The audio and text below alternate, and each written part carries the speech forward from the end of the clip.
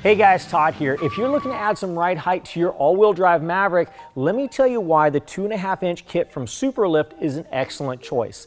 This kit will lift the front of your vehicle 2.5 inches and also raise the rear to a level ride height. It's been tested with a 245/65/17 tire, which is about an inch taller than our factory tire on this truck.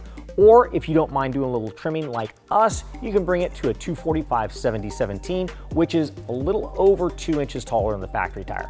Now this kit is going to give you some spacers to go on top of your factory struts, but because of the design of the Maverick, if you go more than about an inch on top of your struts, you're going to start to stress your axles and your ball joints. That's why it's absolutely crucial to use preload spacers. This is going to install inside your factory strut to give you that extra ride height without the bind against your factory axles and ball joints. That will help to maintain the longevity of those crucial components. Now, you also get new sway bar links and brackets, and that's going to correct the arc of travel once the Maverick is lifted. That way the sway bar doesn't rub against your ABS lines.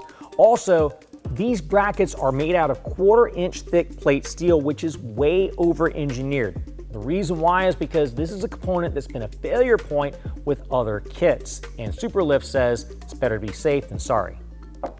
The rear portion of this kit includes spacers for the top and bottom of your rear coil springs, as well as some trailing arm drop spacers. Now this kit is made in the USA and backed by a limited lifetime warranty. We ship it for free to the lower 48 states. If you have any questions, call the experts or visit us online.